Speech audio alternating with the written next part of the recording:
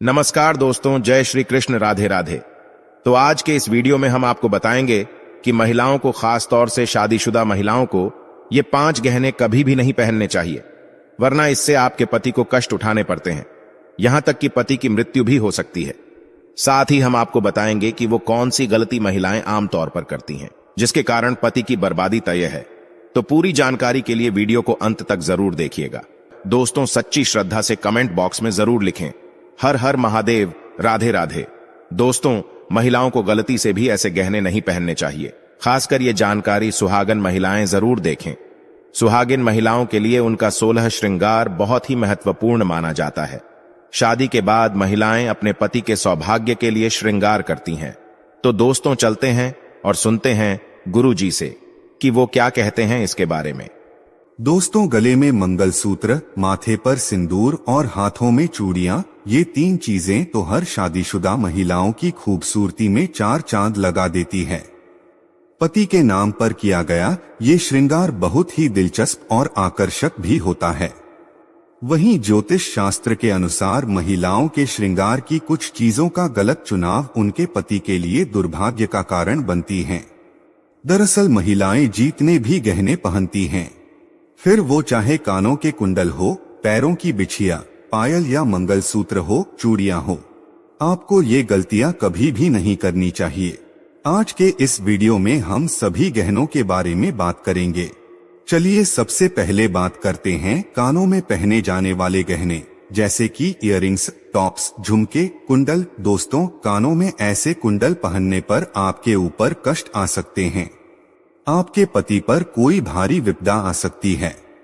तो चलिए जानते हैं, लेकिन उससे पहले दोस्त, तो आपसे रिक्वेस्ट है कि वीडियो को लाइक करें, अपने दोस्तों के साथ शेयर करें, और अगर आपने अभी तक चैनल को सब्सक्राइब नहीं किया है तो सब्सक्राइब करके बेल आइकॉन जरूर प्रेस करें। दोस्तों, सबसे पहले तो आपको बता दें, कान छेदन संस्कार के नियम हमारे शास्त्र कहते हैं कि ये संस्कार 6 से लेकर 18 महीने तक के बच्चों के हो जाना चाहिए। अगर ऐसा नहीं हो पा रहा है तो अब आपकी आयु किसी विषम संख्या में हो, जैसे 3 साल, 5 साल, 7 साल, 9 साल, 11 साल, इसी तरह से आगे बढ़ती हुई इन्हीं वर्षों में हो जाना चाहिए। ध्यान रखने वाली बात यह है, ये संस्कार अगर लड़कों का हो रहा है तो पहले दाहिने कान का छेदन होना चाहिए, फिर दाहिने कान, और बालिकाओं में ये क्रम उल्टा हो जाता है। उनका पहले बाएं कान का छेदन होना चाहिए, फिर दाहिना। बालिकाओं में एक और चीज होती है, उनकी नाक, उसे भी छेदा जाता है, और वो भी बायां। यहाँ पर सबसे खास बात यह है, शास्त्रों में स्पष्ट बताया गया है कि लड़कियों की नाक के बाएं ओर के हिस्से को छेदना चाहिए, सीधे हाथ की तरफ ना कभी भी नहीं छेड़नी चाहिए, वरना इससे दोष लगता है।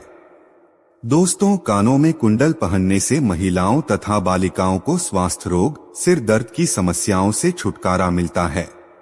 ज्यादातर ये देखा गया है कि जिन महिलाओं तथा बालिकाओं के कान में छेद होता है तो वो इन रोगों से बची रहती है।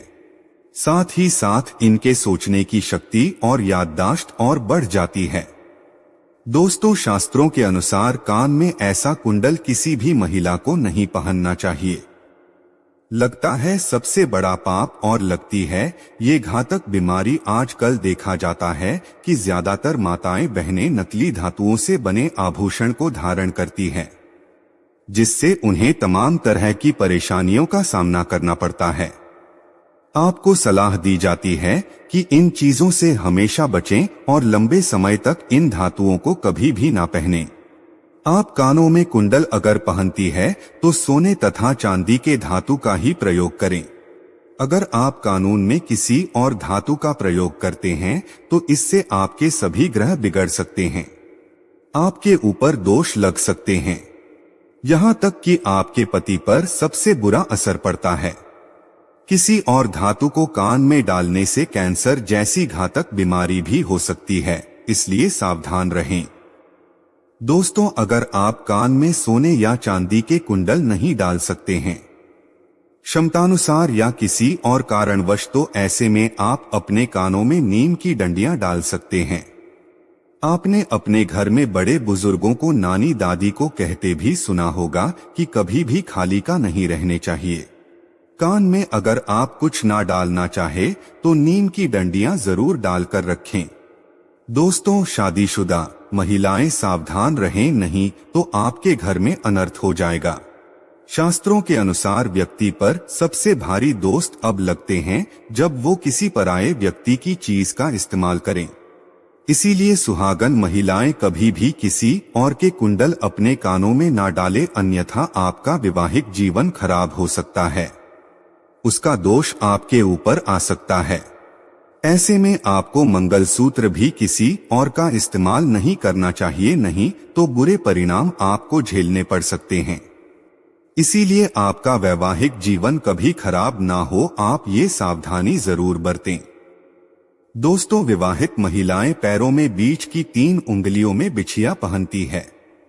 ये गहना सिर्फ साज श्रृंगार की वस्तु नहीं है।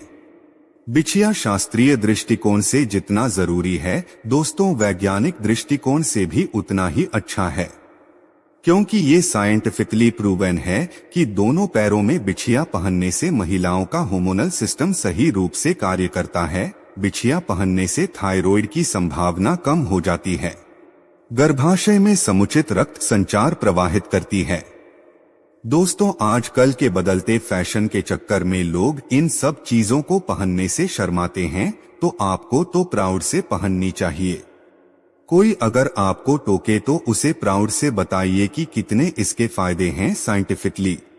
और साथ ही दोस्तों, शास्त्रों की अगर बात करें तो बिछिया पहनना बहुत ही ज्यादा जरूरी है, वरना इसका असर आपके पति की आयु पर पड़ता है। इसलिए ये गलती आप ना करें।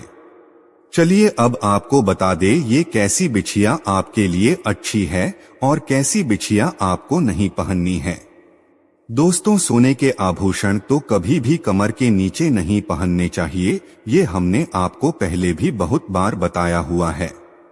साथ ही इस बात का ख्याल आप रखें कि कभी भी आपको ढीली बिछिया जो आपके पैर से निकल रही हो, बार बार ऐसी बिछिया नहीं पहननी चाहिए, क्योंकि माना जाता है कि इससे पति पर कष्ट बढ़ते हैं।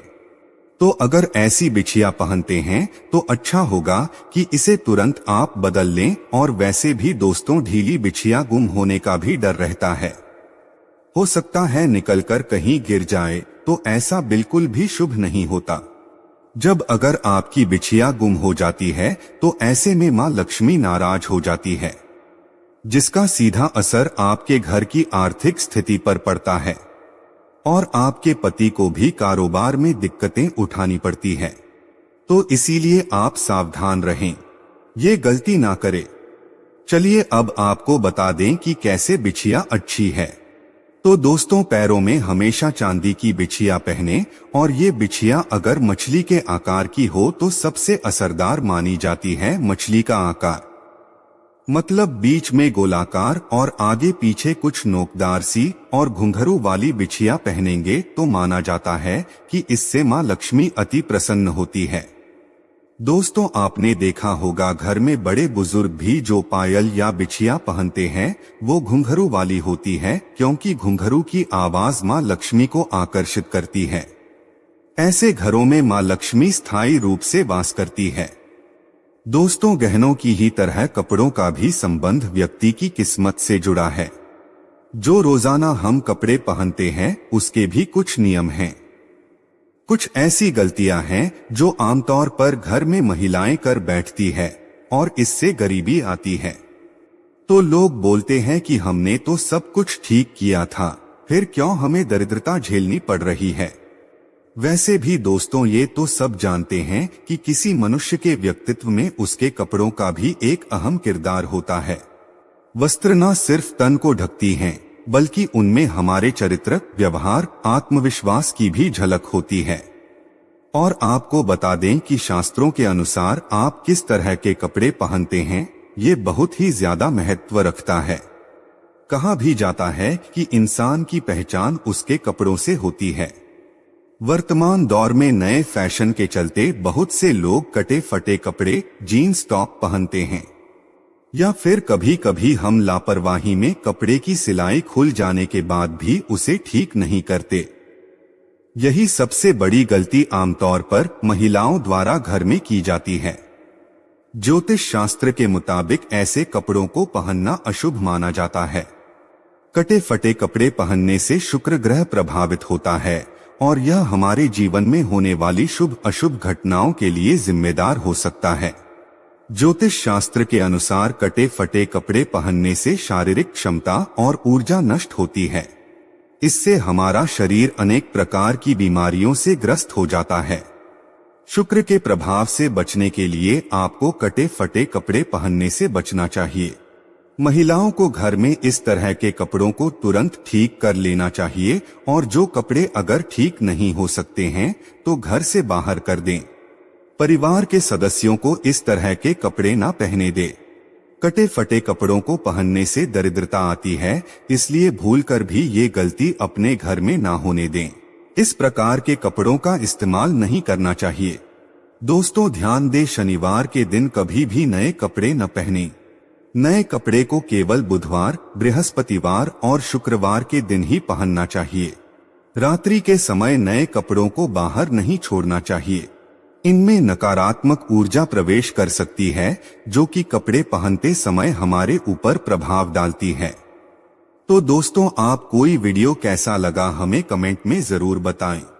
इस वीडियो को लाइक करें, अपने दोस्तों के साथ शेयर करें और हमें सब्सक्राइब करना ना भूलें। और हाँ, इस वीडियो से कोई भी सवाल है तो आप कमेंट बॉक्स में जरूर लिखें और आपके पास कोई भी सवाल नहीं तो यस लिखें, क्योंकि यस लिखने से वीडियो बनाने का मोटिवेशन मिलता है।